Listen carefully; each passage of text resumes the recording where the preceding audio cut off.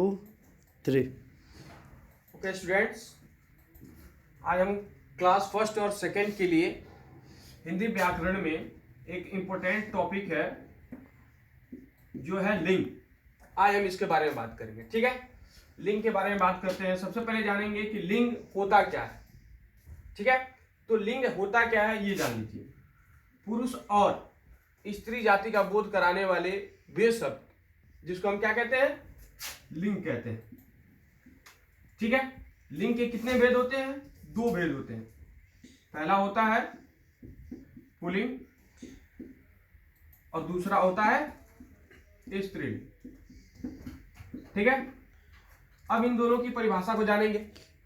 ठीक है, पुल्लिंग, आप जैसे कि शब्द से ही प्रतीत हो रहा है कि पुल्लिंग क्या है, मतलब वो शब्द जो पुरुष जाति का बोध कराते हैं उन्हें हम क्या कहते हैं, पुल्लिंग कहते हैं। ठीक है, और जो शब्द स्त्री जाति का बोध कराते हैं उसे हम क्या कहते हैं, स्त्रीलिंग कहते हैं। ठीक है, इसके साथ साथ ये तो हिंदी व्याकरण में मान लीजिए कि हिंदी व्याकरण में आपको ये 2 प्रकार के लिंग मिलेंगे। ठीक है, तो हिंदी भाषा में हमने देखा क्या, 2 प्रकार के लिंग हुए। ठीक है, एक पुल्लिंग हो गया और एक हमारा स्त्रीलिंग हो गया। ठीक है, इसके साथ साथ अगर हम बात करें, क्योंकि हम जानते हैं कि हिंदी भाषा की जननी क्या है, संस्कृत है, तो संस्कृत भाषा में जो हमें लिंग पढ़ाया जाता था तो हमें कितने प्रकार के लिंग पढ़ाए जाते थे, तो 4 प्रकार के लिंग पढ़ाए जाते थे। वो कौन से होते थे? एक तो आपका ये पुल्लिंग हो गया, और दूसरा जो है स्त्रीलिंग हो गया, तीसरा जो होता था उसे हम नपुंसक लिंग कहा करते थे, और चौथा जो होता था उसे उभय लिंग कहा करते थे। ठीक है, तो इसके साथ साथ अब ये जानना जरूरी है कि नपुंसक लिंग और उभय लिंग वाकई में होता क्या है। तो नपुंसक लिंग, आपने ये सजीव और निर्जीव के बारे में आपने साइंस में पढ़ा होगा, तो जो निर्जीव वस्तुएं होती हैं उन्हें हम क्या कहते हैं, नपुंसक लिंग कहते हैं। ठीक है, और जिनका जेंडर जो है वो निर्धारित नहीं होता है, जिनका लिंग निर्धारित नहीं होता है, वो उभय लिंग के अंतर्गत आ जाते हैं। ठीक है, खैर चलिए अब हम आपको बताते हैं कि कुछ ऐसे नियम्स जो कि स्त्रीलिंग और पुल्लिंग में बहुत ही ज्यादा मायने रखते हैं। जैसे कि एक शब्द है,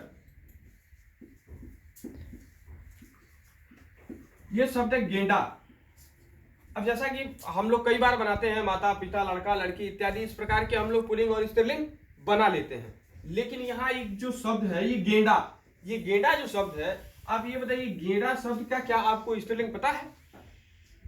बिल्कुल, हम यही जवाब आता है कि नहीं, हम ही जानते हैं कि नहीं। आप ये सोच रहे होंगे, या फिर कई बच्चे ऐसे हैं जो ये कहते हैं कि गेंडा, और बच्चों को क्या है, माता पिता लड़का लड़की चोर चोरनी इत्यादि बताते हैं हम लोग, तो बच्चे क्या कहते हैं, गेंडा देखते हैं, गेंडा के बाद गेंडी कहते थे। लेकिन ऐसा नहीं है। हमने आपको ये बताया नर और मादा, मतलब वे शब्द जिनका एग्जिट कोई क्या हो, स्त्रीलिंग और पुल्लिंग डिसाइड नहीं होता है, ऐसे शब्दों के बीच में हम क्या करते हैं, उनके आगे नर और मादा का प्रयोग करते हैं। जैसे कि ये गेंडा क्या है, गेंडा हमेशा पुल्लिंग है। गेंडा वो शब्द है जो हमेशा के लिए क्या रहता है, पुल्लिंग में रहता है। लेकिन इसका जैसे ही हम स्त्रीलिंग बनाएंगे तो इसके आगे क्या करेंगे, मादा का प्रयोग करेंगे, मादा गेंडा।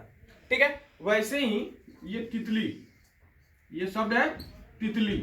ये देखिए तितली, ये जो क्या है, व्याकरणिक नियम से अगर देखें तो तितली क्या है, स्त्रीलिंग का शब्द है ना। तो स्त्रीलिंग का शब्द हो गया अगर तितली, तो अगर इसका हमें पुल्लिंग बनाना है तो हम क्या करेंगे, तितला तो बना नहीं सकते हैं क्योंकि वो व्याकरण की दृष्टि से गलत हो जाता है। तो इसके आगे हम किसका प्रयोग करते हैं, नर का प्रयोग करते हैं। ठीक है, ये तो रहा एक आपका क्या, ये एक फॉर्मूला हो गया, एक नियम हो गया व्याकरण का, जिससे कि हम क्या कर सकते हैं, नर और मादा का प्रयोग करके स्त्रीलिंग और पुल्लिंग आसानी से बना सकते हैं। चलिए अब आपको बताते हैं कि डायरेक्ट हमें ये पता हो कि कौन कौन से वे शब्द हैं जो हमेशा के लिए पुल्लिंग रहते हैं। तो बात करें तो ये देखिए, भारी, जो भारी वस्तुएं होती हैं वो हमेशा क्या होती हैं, पुल्लिंग होती हैं। वैसे ही ग्रहों के नाम, ग्रहों के जो नाम होते हैं वो सदैव क्या होते हैं, पुल्लिंग होते हैं। और इसमें एक क्वेश्चन उठेगा, क्योंकि व्याकरणिक दृष्टि के साथ साथ अगर हम देखें तो ये क्या है, पृथ्वी।